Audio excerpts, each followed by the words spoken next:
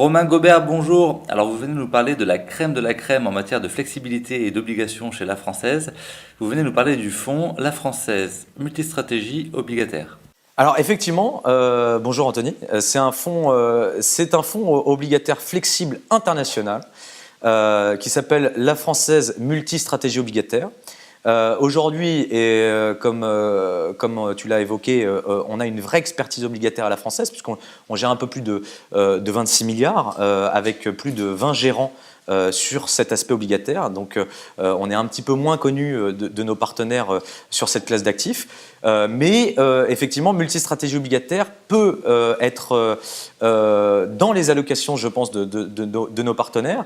Pourquoi ? Puisque finalement, il y a toujours de la possibilité pour faire de la performance au sein de ce marché obligataire. Et c'est vrai que multistratégie obligataire nous permet d'aller sur toutes les zones géographiques et finalement sur toutes les dettes qui peuvent exister sur le marché.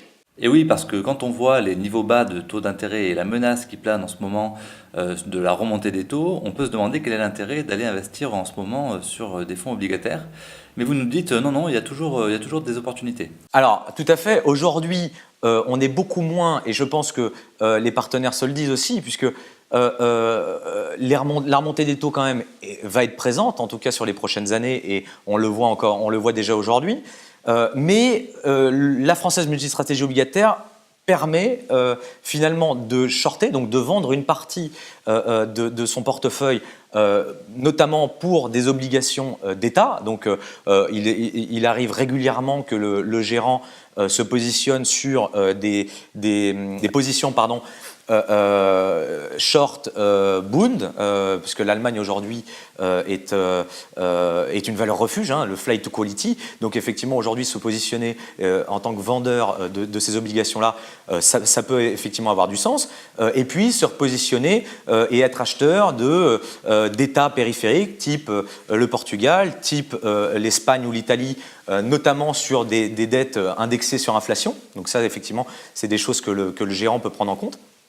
Et puis, il est possible aussi d'investir sur de la dette privée, type high yield, ou bien même sur de la dette subordonnée bancaire, puisqu'aujourd'hui, la dette subordonnée bancaire peut avoir du sens, vu les bilans des banques et le rendement potentiel que ça peut apporter. Aujourd'hui, effectivement, on se positionne également un peu plus sur des obligations de dette subordonnée. Ok, donc finalement, le gérant a carte blanche sur les stratégies obligataires. Alors absolument, faut savoir quand même que la sensibilité du portefeuille est dans le prospectus, nous sommes entre -3 et +5 de sensibilité.